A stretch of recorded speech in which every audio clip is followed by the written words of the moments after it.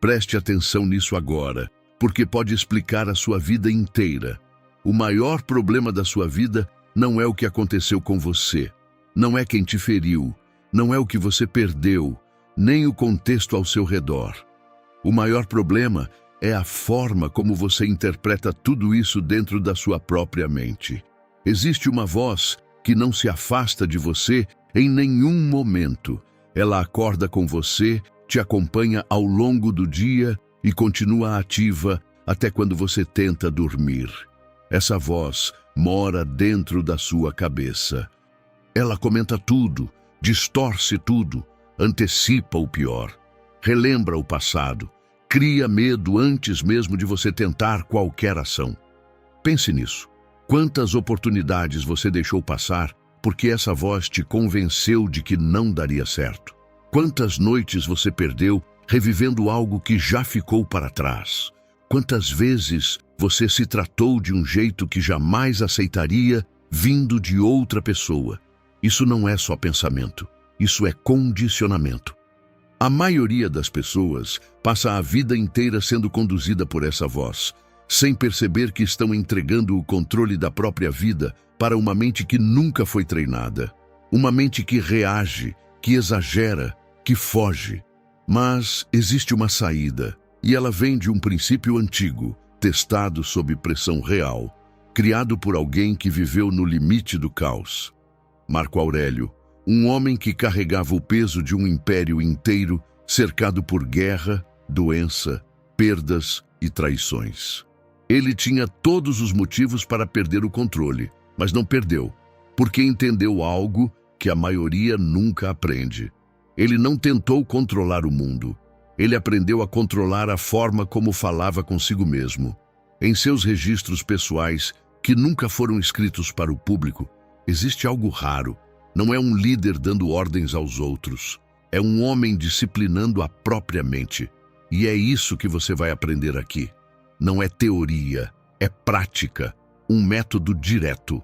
Se você mudar a forma como fala consigo mesmo por apenas 4 dias, você começa a alterar a forma como reage, decide e enfrenta a vida.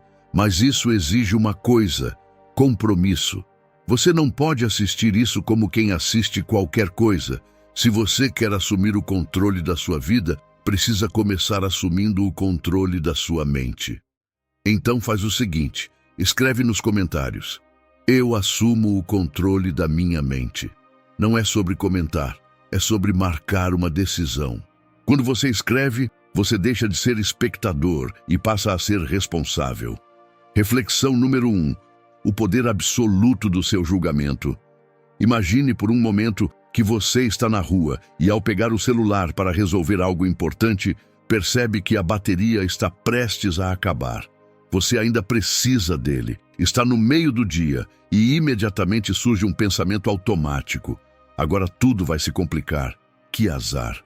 Seus ombros tensionam, sua respiração muda e seu humor começa a pesar. Não foi a bateria que mudou seu estado, foi o significado que você atribuiu a esse momento. Agora imagine outra pessoa na mesma situação, com o celular prestes a desligar. Ela percebe o problema, mas pensa: certo, vou me adaptar com o que tenho agora e resolvo isso depois. Ela continua o dia com leveza, ajustando o que for necessário, mas sem transformar aquilo em um drama interno. Qual é a diferença? O evento é idêntico, um celular sem bateria. A realidade física é a mesma para ambos. Mas a experiência interna é completamente diferente, e essa diferença nasce em um único ponto: o julgamento. É o rótulo que você dá ao que acontece. Esta é a lição fundamental que você deve gravar na memória.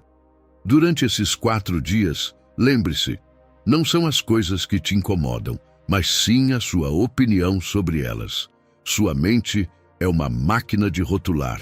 Ela não para de atribuir significado. Você está constantemente classificando tudo o que vê como bom ou ruim, justo ou injusto, prazer ou dor. E é nesse instante, no exato momento em que você rotula, que o sofrimento começa a ser construído. Quando você diz a si mesmo: Meu dia está arruinado. Seu corpo reage como se realmente fosse. Você libera cortisol, seu ritmo cardíaco acelera, você entra em estado de alerta. Mas perceba com honestidade, o perigo não está no evento, está na interpretação que você criou sobre ele. A dor existe, ela é parte da vida. Mas o prolongamento disso, o peso que se arrasta por horas ou dias, é construído pela forma como você continua alimentando aquele acontecimento dentro da sua mente. Se você bater o dedão do pé, haverá dor física, biológica. Mas se você passar as próximas 3 horas reclamando, xingando a mesa, revivendo o momento e se colocando como a pessoa mais azarada do mundo, isso é sofrimento. É algo que você está adicionando à sua vida. Você está pegando um evento neutro e injetando veneno emocional nele. Durante esses 4 dias, sua tarefa é se tornar o guardião da sua percepção. Você precisa se flagrar no ato de julgar. Quando seu chefe te confronta, seu primeiro instinto será pensar: ele não confia em mim, isso é um problema, posso perder meu trabalho. Espere, isso é um julgamento, não um fato. O fato é: meu chefe apontou um erro no meu trabalho. E aqui existe uma linha invisível, mas decisiva. De um lado está a realidade, do outro está a história que você conta sobre ela. É aí que a realidade termina e começa o seu filme mental. Você deve falar consigo mesmo com objetividade clínica. Você deve despir os eventos da sua vida de adjetivos dramáticos. Em vez de pensar: fui desrespeitado de forma absurda, diga: alguém disse algo que eu não gostei. Ao fazer isso, você retira o peso emocional do evento e quando você retira o peso, você recupera o controle. Recupere a sua soberania. Ninguém pode fazer você se sentir inferior, ansioso ou chateado sem seu consentimento implícito. Você detém a chave da sua própria paz. Se você decide que algo não te afeta, isso perde a força sobre você. É simples, mas não é fácil na prática. Requer vigilância constante. O mantra que você deve repetir sempre que sentir o sangue ferver ou a ansiedade apertar a garganta é: isso não é bom nem ruim, é apenas um evento.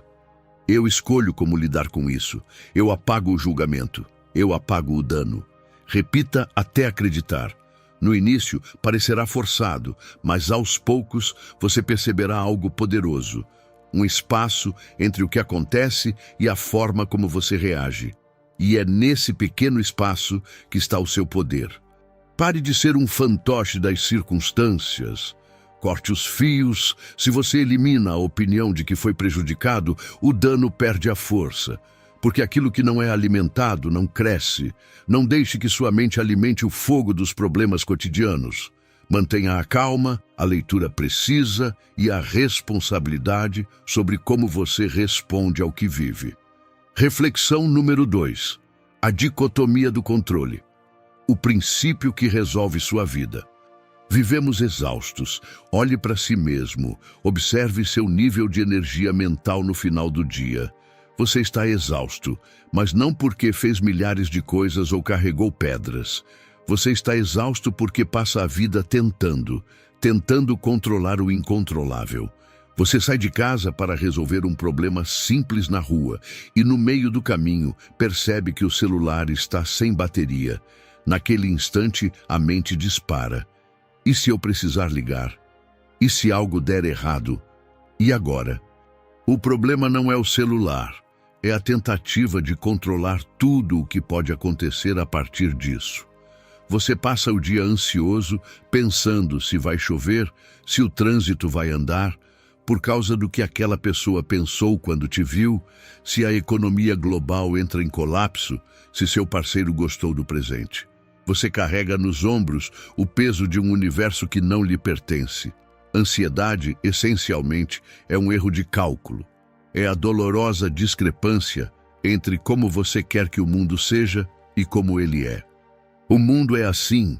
Quanto mais você tenta forçar a realidade a se encaixar nos seus desejos, mais você sofre. E é exatamente aqui que surge a ferramenta mais afiada do arsenal estoico, uma navalha que corta a ansiedade pela raiz, a dicotomia do controle. Você precisa entender isso com clareza cristalina. Na vida, existem duas categorias de coisas: aquelas que dependem de você e aquelas que não dependem. O que depende de você? Seus pensamentos, suas ações, suas intenções, seus valores, seu esforço e seu caráter. Isso é seu território. Ali você é o rei absoluto. O que não depende de você? Todo o resto. A reputação, a saúde, você pode se cuidar e ainda assim adoecer.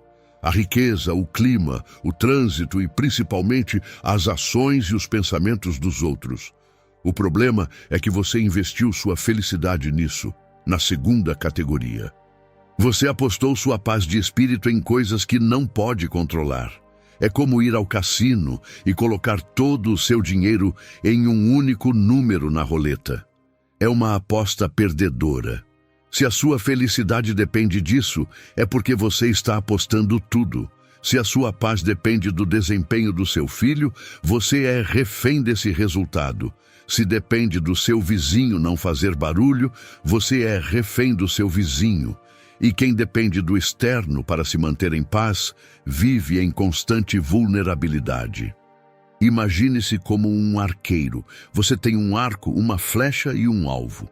Tudo o que acontece antes de soltar a flecha depende de você. A qualidade do arco, a tensão da corda, sua postura, sua respiração, sua concentração. É aí que você precisa concentrar toda a sua energia. Mas no exato momento em que a flecha deixa a corda, ela não lhe pertence mais. O vento pode desviá-la, o alvo pode se mover, ou algo inesperado pode acontecer. Se você condiciona seu sucesso a acertar o alvo, você viverá com medo. Mas se define sucesso como fazer o melhor arremesso possível, então você se torna inabalável, porque isso sempre depende de você. Durante esses próximos dias, toda vez que você sentir uma preocupação, submeta-a a um interrogatório direto. Pergunte a si mesmo: isso está sob meu controle total? Se a resposta for não, ou apenas parcialmente, você precisa deixar isso para lá. Isso não te torna irresponsável, te torna lúcido. Você não abandona o problema. Você abandona o sofrimento desnecessário. Se você está preso no trânsito, por exemplo, gritar e bater no volante não fará os carros se moverem, só vai aumentar sua pressão arterial. O trânsito não depende de você, sua reação ao trânsito sim. É aí que você precisa estar. Você pode ouvir um audiolivro, praticar a paciência ou simplesmente respirar. Converse consigo mesmo, mantenha-se firme quando a preocupação surgir. Sua frase para esta lição é: se não está em minhas mãos, não vale a pena. Eu estou imerso em minhas ações, me concentro apenas no que faço, o resultado não me pertence. Sinta o peso sair dos seus ombros enquanto você diz isso. Pare de bancar o Deus, pare de tentar controlar o universo. Você deve se concentrar na sua pequena, mas poderosa esfera de ação, a sua vontade. E aqui acontece a virada que poucos percebem. Quando você para de tentar controlar tudo, finalmente passa a governar a única coisa que importa, você mesmo.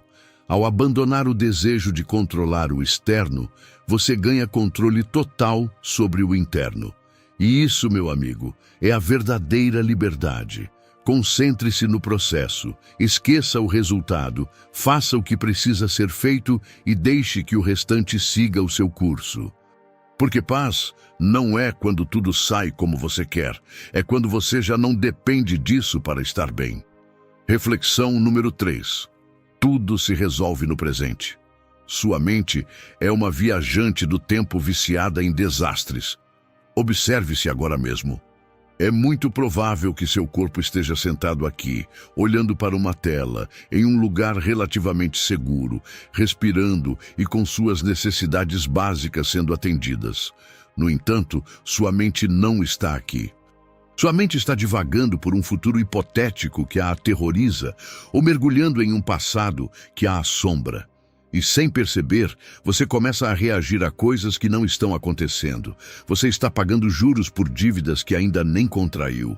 A ansiedade nada mais é do que uma doença da imaginação. É o seu cérebro projetando filmes de terror sobre coisas que poderiam acontecer. Você fica pensando, e se eu for demitido? E se for no mês que vem? E se meu parceiro me deixar daqui a 1 ano? E se eu ficar doente quando estiver velho? Você está carregando o peso dos próximos 10 anos hoje. Ninguém, nem mesmo o homem mais forte do mundo, pode suportar o peso do futuro acumulado. É pesado demais, e não porque a vida seja insuportável, mas porque você está tentando viver tudo ao mesmo tempo. Mas existe uma armadilha silenciosa nisso tudo. O futuro não existe. É uma alucinação construída pela sua mente. Sêneca disse isso com clareza devastadora. Sofremos mais em nossa imaginação do que na realidade. Pense nisso. Quantas vezes você passou noites em claro, se preocupando com um evento que, quando finalmente chegou, não aconteceu? Foi mesmo tão ruim assim? Ou pior, será que nunca aconteceu? Você sofreu em vão. Entregou sua paz a um fantasma, a única realidade, a única verdade tangível que você possui é este microsegundo preciso. O passado já está morto. Você não pode tocar, não pode mudar. São cinzas. O futuro é incerto e distante. Você só tem o agora. E é exatamente por isso que o agora não pesa, porque ele nunca vem carregado de tudo. Ele vem em partes. O presente é sempre suportável. Experimente, não se preocupe se conseguirá manter o emprego pelo resto do ano. Pergunte a si mesmo, consigo suportar este exato minuto? A resposta é sempre sim. Ninguém desmorona sob o peso do presente imediato. Desmoronamos quando tentamos carregar o presente e toda a próxima semana ao mesmo tempo. Durante esses 4 dias, quero que você use o presente como seu bunker, seu abrigo antiaéreo. Quando a ansiedade te atacar, quando você sentir que o mundo está desabando sobre você, corte o tempo, interrompa o fluxo da antecipação e traga tudo de volta para um único ponto. Fatie a realidade em pedaços de 1 segundo. Não olhe para o topo da montanha que você tem que escalar. Basta olhar onde você vai colocar o pé no próximo degrau, porque é assim que qualquer travessia real acontece. Um passo que cabe no momento que você está vivendo. Se você for passar por um término de relacionamento, não pense em como você vai viver sem essa pessoa pelo resto da vida. Isso é devastador. Pense, será que consigo respirar agora? Será que consigo fazer um café agora? Sim, você pode. E então você lida com o minuto seguinte. Viver assim não é negar o futuro. É gerenciá-lo a partir do único ponto de vista que você realmente possui. O presente, porque o futuro nunca é enfrentado de uma vez, ele sempre chega disfarçado de agora. A posição de poder que você ocupa é esta. Seu diálogo interno precisa mudar radicalmente. Deixe de usar o "e se isso acontecer, e se aquilo acontecer". Comece a usar o agora. Toda vez que sua mente divagar para o futuro e lhe trazer medo, traga-a de volta com firmeza e gentileza ao mesmo tempo. Diga à sua mente, não estamos lá, estamos aqui. A frase que você deve repetir para si mesmo quando se sentir sufocado pela incerteza é esta: só me resta suportar este momento. O passado está morto e o futuro não existe. Ninguém perde outra vida que não seja a que vive agora. Repita como uma oração. Sinta a angústia se dissipar. Ao reduzir o tempo ao presente, você reduz o problema ao tamanho que ele realmente tem. Os problemas se tornam administráveis. A ansiedade, que antes parecia um monstro gigante, se transforma em pequenas tarefas simples. Concentre-se na tarefa em questão como se fosse a única coisa que existe no universo. Faça-a com excelência. Faça-a com calma. Se você aprender a viver em compartimentos de um dia ou mesmo de uma hora, você se torna resistente. Você se torna indestrutível, porque o único lugar onde a vida pode te atingir é aqui e agora. E aqui você está no controle. Reflexão número 4. Pare de se importar com a opinião dos outros. É um dos paradoxos mais ridículos e trágicos da condição humana. Nós nos importamos profundamente com quem somos, mas ainda assim valorizamos mais a opinião dos outros do que a nossa. Vivemos numa prisão construída com os tijolos do que os outros vão dizer. Você passa horas escolhendo suas roupas, editando suas fotos, cuidando das palavras e ajustando o seu comportamento. Não porque você queira, não porque isso represente quem você é, mas porque existe um medo silencioso de não ser aceito. Você fica apavorado com a possibilidade de um estranho, alguém que você talvez nem respeite, ter uma má impressão de você. Marco Aurélio, o homem mais poderoso de sua época, se espantava com essa contradição humana. Ele se perguntava: por que nos importamos tanto com os aplausos de pessoas de quem nem gostamos? Pense nisso. Se você realmente conhecesse a maioria das pessoas cuja aprovação você busca, se você visse seus defeitos, suas inseguranças, seus julgamentos falhos e sua falta de discernimento, você ainda buscaria essa validação? Provavelmente não. E mesmo assim, você entrega a essas pessoas algo valioso demais: o controle sobre como você se sente consigo mesmo. Você lhes dá o poder de te elevar com um elogio ou te derrubar com uma crítica. E pouco a pouco, sem perceber, você vai terceirizando a sua autoestima. Você se transforma em alguém que busca atenção constantemente.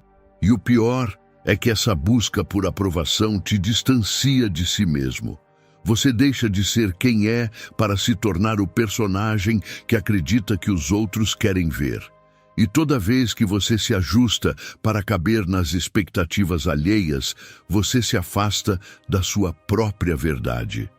Você trai a si mesmo para agradar a multidão. E essa traição tem um preço muito alto: sua paz de espírito e sua integridade. Não existe paz possível quando você precisa atuar o tempo todo. A verdadeira liberdade é aquela que ninguém pode tirar de você. Ela começa no dia em que você decide ter a sua própria opinião sobre si mesmo. Você é a única coisa que importa. Isso não significa ser arrogante ou ignorar conselhos construtivos.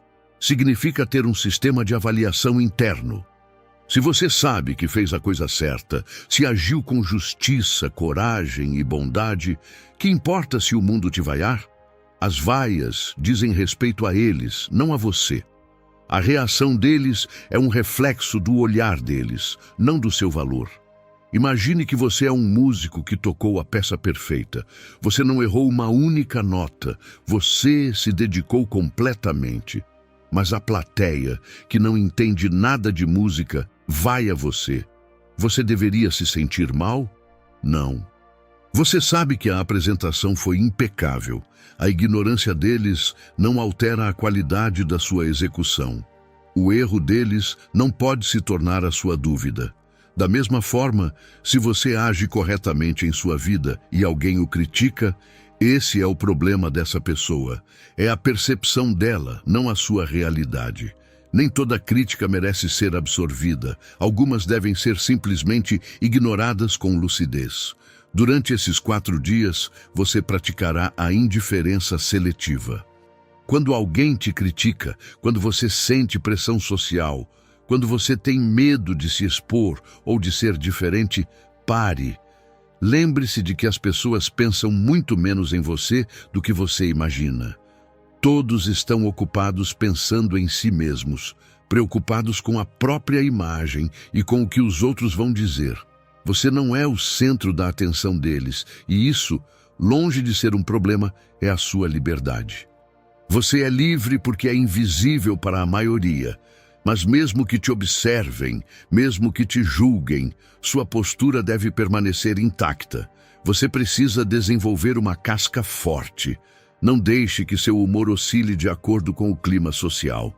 Se te elogiarem, não se perca nisso. Se te criticarem, não se desestabilize, porque no momento em que você depende da reação dos outros, você perde o controle sobre si mesmo. Quando você sentir esse medo social, essa necessidade de se encaixar ou de silenciar sua verdade para não causar desconforto, repita para si mesmo com convicção: não trocarei minha verdade pela aprovação de ninguém. Minha consciência é meu único juiz e testemunha. Se eu estiver bem comigo mesmo, o mundo pode pensar o que quiser. E essa decisão, quando sustentada, se transforma em força. Você deixa de ser um ator em busca de aplausos e se torna o responsável pela própria direção. Seja o diretor da sua própria vida, a opinião dos outros é ruído. Sua consciência é o sinal, siga sempre esse sinal e seja fiel a si mesmo. Você antes de qualquer outra pessoa. No fim do dia, quando deitar a cabeça no travesseiro, estará sozinho consigo mesmo. Certifique-se de que gosta da pessoa com quem dorme. Reflexão número 5. Use a empatia com inteligência. Vivemos rodeados de pessoas difíceis, rudes, egoístas, mentirosas, agressivas ou simplesmente incompetentes. É inevitável. Você sai na rua e alguém te fecha no trânsito, você chega ao trabalho e um colega leva o crédito pelo seu esforço, você vai a um restaurante e é tratado com desprezo. A primeira reação é raiva. Você quer revidar e diz para si mesmo: ele não tem o direito de me tratar assim. Ele é um idiota. E, sem perceber, nesse exato momento, você entrega o controle da sua mente para o comportamento de outra pessoa. A raiva é uma punição que você inflige a si mesmo pelo erro de outra pessoa. Pense nisso. Eles cometem o erro, mas é você quem engole o veneno, é você quem fica com o corpo tenso, com o coração acelerado, com o dia comprometido. Eles seguem com suas vidas como se nada tivesse acontecido. E você acaba carregando a bagagem emocional deles. Você não apenas sofreu o impacto do momento, você decidiu continuar carregando aquilo. Faz sentido?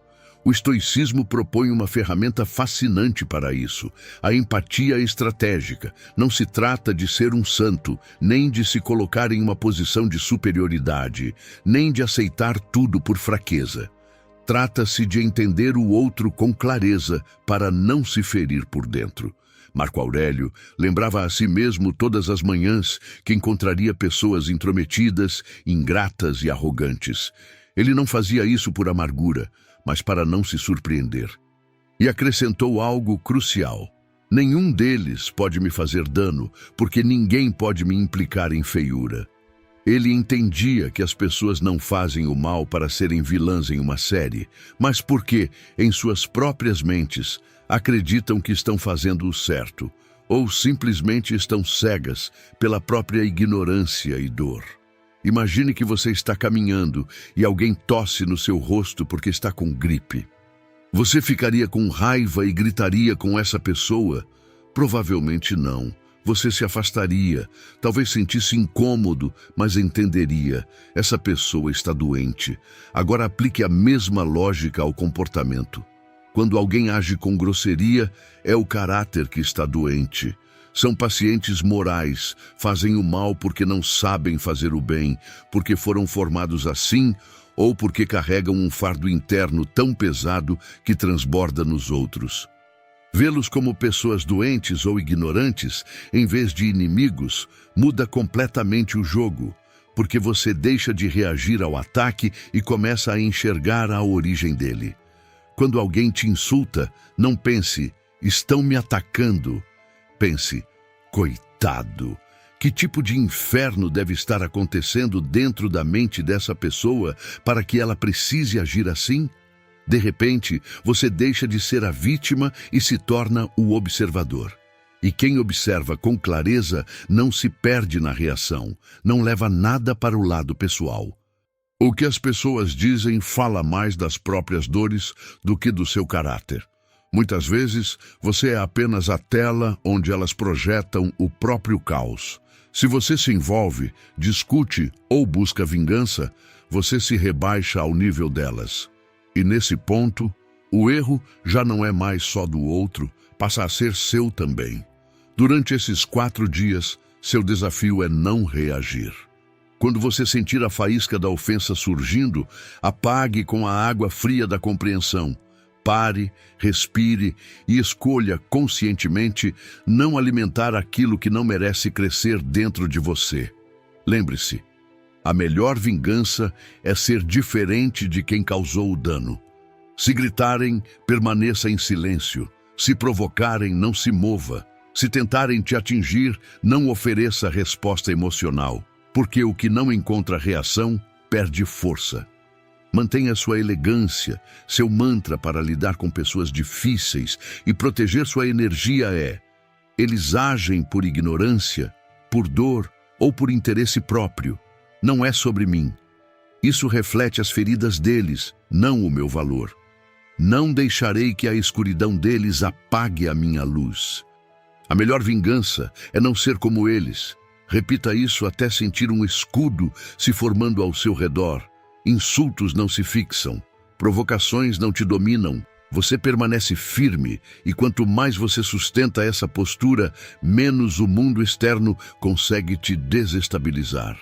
Não desça ao nível de quem vive no conflito, porque toda vez que você desce, você se afasta da pessoa que está tentando se tornar.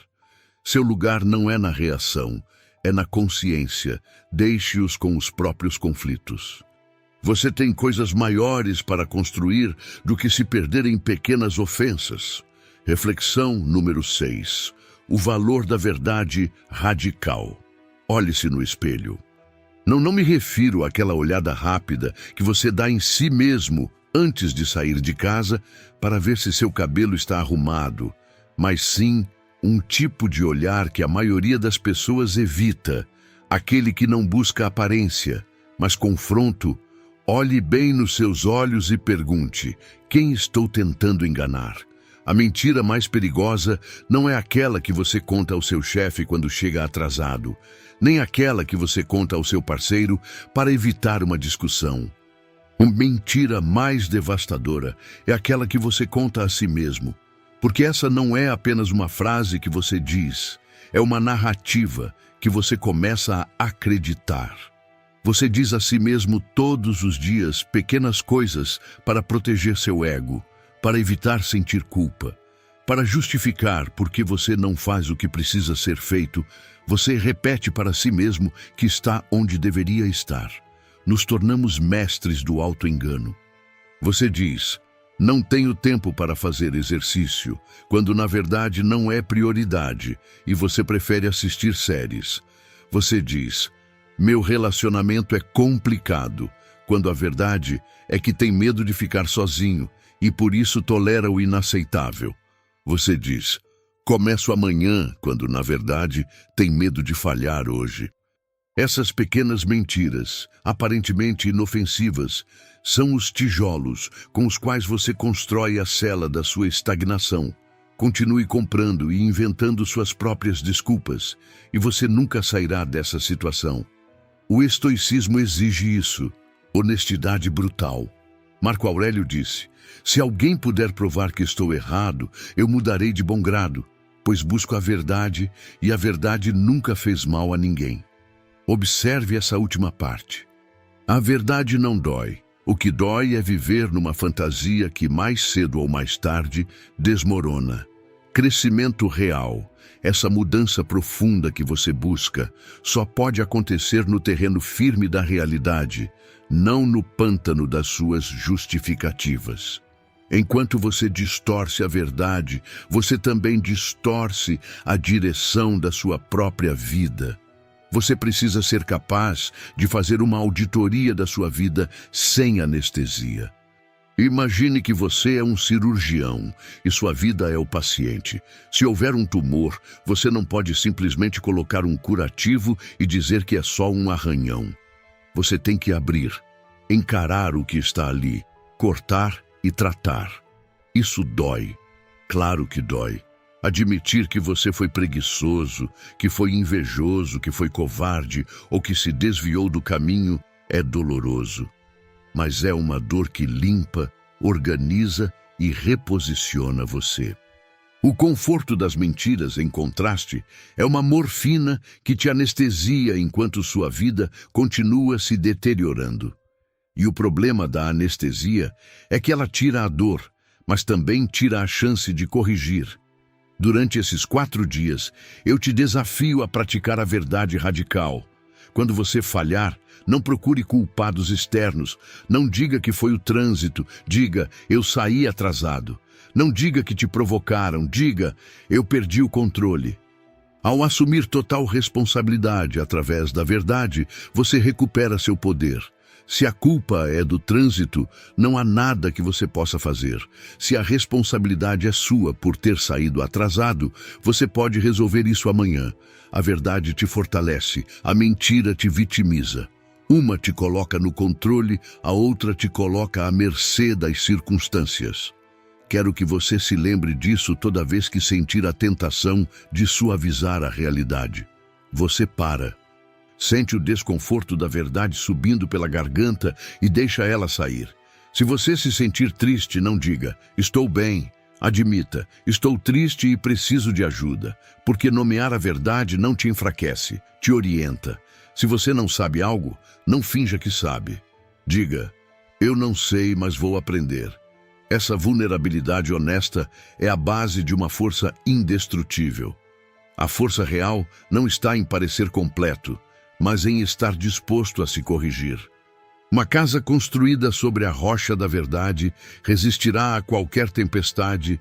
Uma construída sobre as aparências ruirá com o primeiro impacto da realidade. Seu mantra para romper as correntes do auto-engano, a frase que você deve usar como um bisturi mental é: prefiro ser ferido pela verdade do que consolado por uma mentira. Se cometi um erro, admito, corrijo e sigo em frente sem culpa. Repita isso quando o ego tentar se defender. A verdade te libertará, mas primeiro ela vai te confrontar. Aceite isso.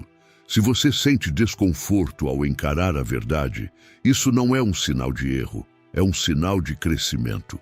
É o momento exato em que você deixa de se enganar e começa de fato a se transformar.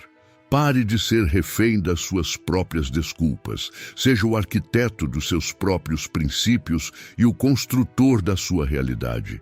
Somente a partir da verdade você pode começar, de forma sólida, a construir a vida que realmente merece. Reflexão número 7. O obstáculo é a estrada. A vida vai te surpreender e isso não é uma possibilidade, é uma garantia. Você vai ter planos perfeitos que vão desmoronar no último segundo. Você vai confiar em pessoas que vão te decepcionar. Você vai trabalhar duro em projetos que não darão frutos. E diante disso, você tem 2 opções. Você pode chorar, fazer birra e perguntar: por que isso está acontecendo comigo? Ou você pode fazer uma escolha mais rara, mais difícil e muito mais poderosa. Usar o que aconteceu a seu favor.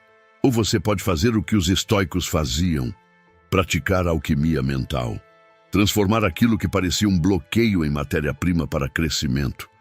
A adversidade é o ouro da oportunidade. A maioria das pessoas vê os problemas como barreiras. Elas veem um muro na estrada e param, dão meia volta ou sentam e esperam que alguém o remova.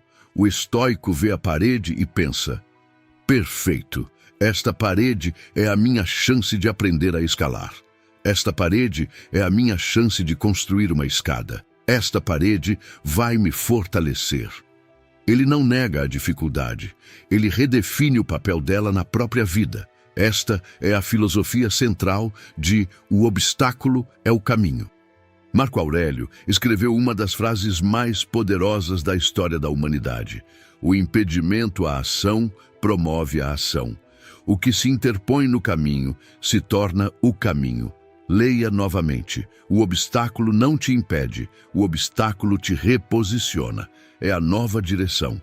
Imagine um incêndio violento. Se você jogar um graveto nele, ele consome. Se você atirar um tronco gigante, a princípio parece que o fogo será abafado, mas logo ele engole a madeira e a transforma em mais fogo. O fogo fica maior, mais quente e mais brilhante, graças exatamente àquilo que parecia que iria apagá-lo. É assim que você deve funcionar, não resistindo ao impacto, mas absorvendo e transformando. Você deve ser esse fogo. Tudo que a vida lhe entrega deve se tornar combustível. Você foi demitido do emprego? Dói?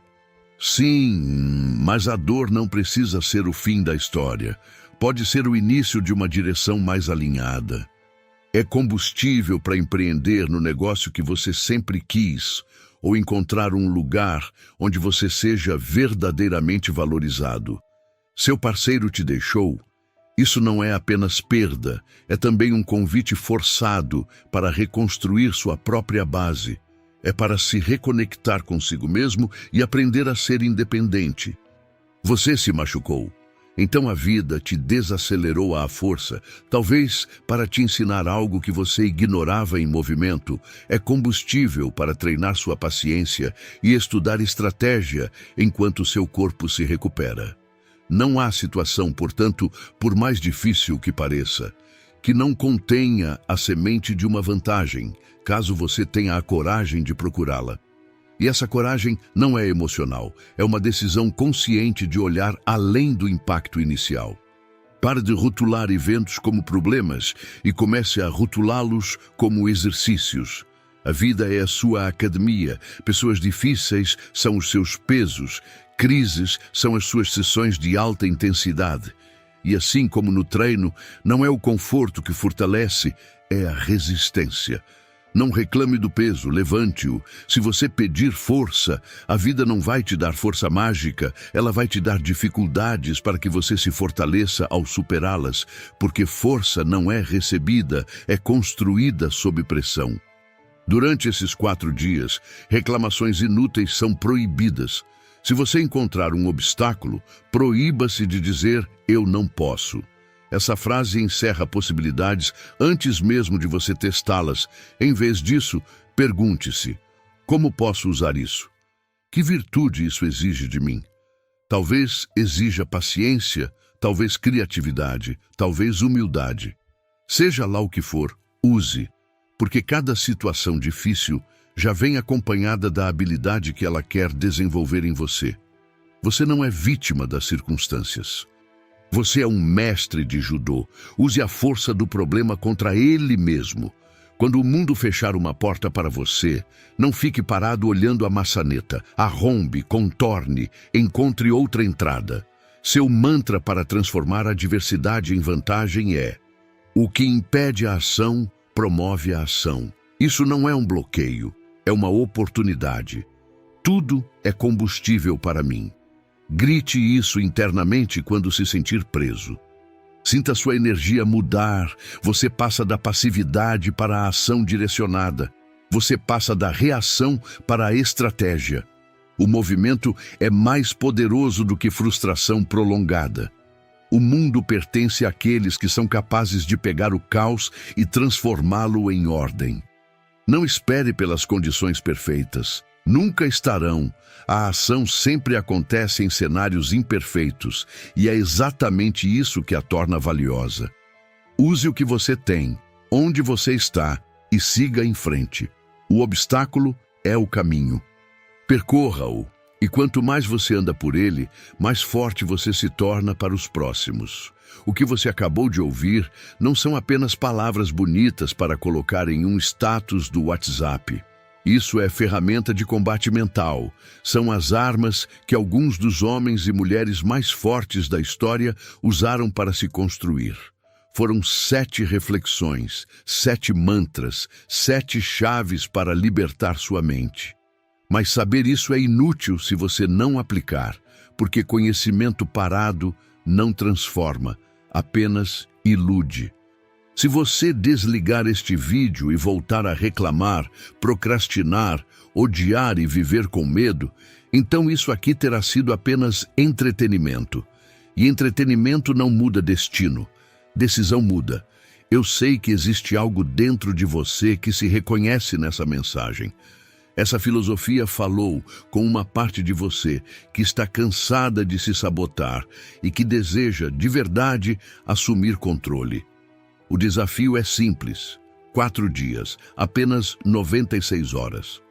Nos próximos 4 dias, observe sua mente como um falcão, atento, preciso, sem deixar nada passar despercebido.